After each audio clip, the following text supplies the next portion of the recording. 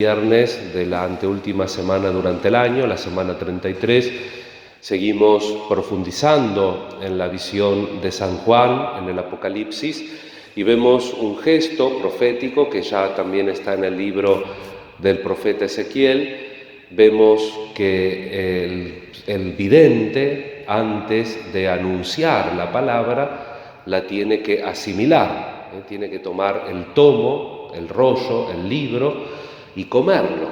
Dice que cuando lo come es dulce, pero cuando lo traga es amargo. El sabor agridulce también cuando nos encontramos seriamente ante la palabra de Dios. En inglés existe un bittersweet, ¿no? Que es dulce y agrio.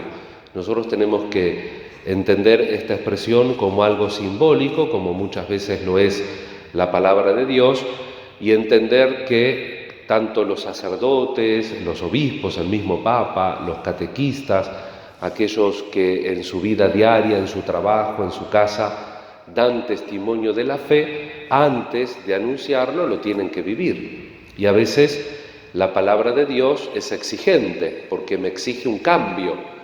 No es exigente en el sentido de que si yo acepto la palabra de Dios, entiendo que la palabra de Dios es buena, pero a veces estoy cómodo con la manera que tengo de ser y no quiero cambiar mi manera de pensar, mi manera de juzgar a los otros, mi manera de relacionarme con las cosas, con los bienes, con las personas, con el prestigio, entre comillas. Cuántos pecados a veces que cometemos las personas religiosas en relación a la caridad, a la relación con los otros, por nuestro buen nombre. No te metas conmigo, no te metas con mi buen nombre, porque enseguida tenemos que se nos sube eso, que es buen nombre, que sí, que más o menos, pero que en general es una estructura nuestra, es una manera de ser de nosotros. Y el Señor nos pide que la palabra de Dios, su ley, su amor por nosotros, su entrega por nosotros. Veníamos meditando los domingos la carta a los Hebreos, donde se nos dice cómo tenemos que nosotros enfrentar la realidad como Cristo, no con otras cosas, sino con la propia vida. Cristo entra en el santuario, entra en el templo y ofrece el único sacrificio que de una vez para todas, y cada vez que lo hacemos, ese sacrificio nos salva, nos redime. Porque Cristo entra al santuario no con sangre de animales o con sangre de otro, sino que entra con su propia sangre. Cristo es sacerdote porque no ofrece algo, sino que se ofrece Él. Por eso es el sumo sacerdote. Y por eso el sacerdocio católico no es la multiplicación de los sacerdotes, sino que de una manera misteriosa, pero real, por la imposición de las manos del obispo, en un gesto humilde pero definitivo, nosotros, los que somos ordenados, yo hace 20 y pico de años, mañana Pablo de nuestro decanato va a ser ordenado, de una manera misteriosa pero real va a ser incorporado al sacerdocio de Jesús, el único sacerdocio que nosotros indignamente administramos y representamos. Y por fuerza de ese único sacerdocio, en virtud de ese único sacerdocio, es que el sacerdote puede singularmente, en cada tiempo, en cada lugar, en cada historia concreta, con la humanidad limitada como la tenemos, podemos santificar. Cuando el sacerdote bendice, es Cristo que bendice. Cuando el sacerdote perdona, es Cristo que perdona. Y cuando el sacerdote consagra el pan y el vino en el cuerpo y en la sangre del mismo, es Jesús quien lo hace.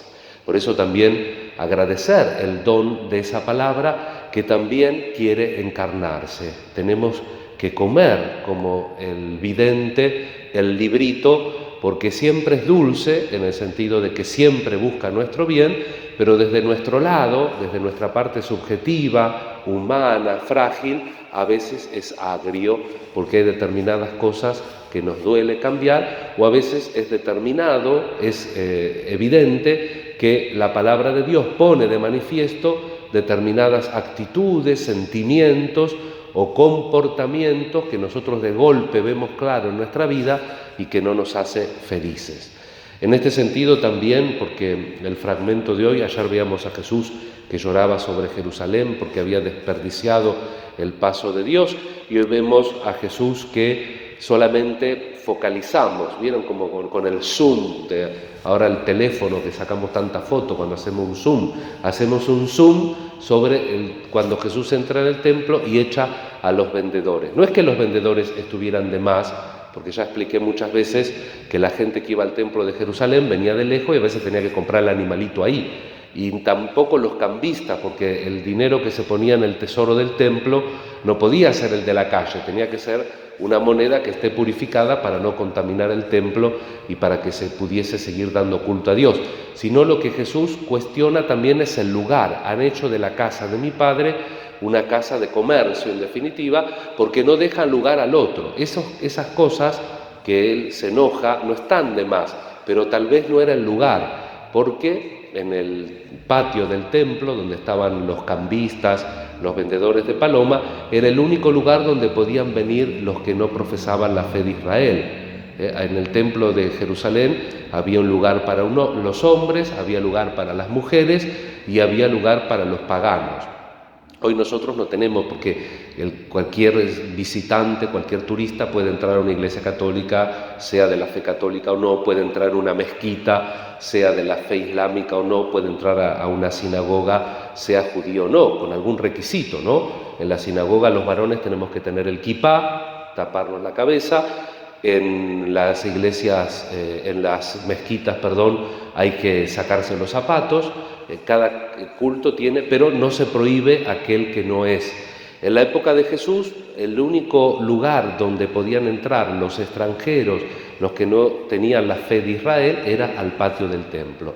Entonces Jesús está diciendo, no obstaculicen a aquellos que quieren encontrar a Dios, aunque estén lejos, porque Él vino para todos. Por eso también nosotros pidamos al Señor la gracia de interiorizar esa palabra que tenemos que anunciar para nunca ser obstáculo para que otro venga. Tenemos que ayudar al que está lejos también a que note la dulzura de esa palabra, que ya esa misma palabra se encargará de mostrar qué cosas esa persona tiene que cambiar o mejorar para llegar a la unión, a la relación con Dios, que es la religión. Nos encomendamos mutuamente a la Santísima Virgen, a Santa Inés. Le pedimos al Señor en esta misa votiva que estamos celebrando del Sagrado Corazón que nos regale esos sentimientos y que nos haga auténticos en el mensaje de la palabra de Dios. Tratemos siempre de internalizar, de comer esa palabra de Dios que es dulce y que también es agria, en el sentido de que con nuestra voluntad queremos acomodarnos cada vez más a lo que Jesús nos va pidiendo. Que así sea.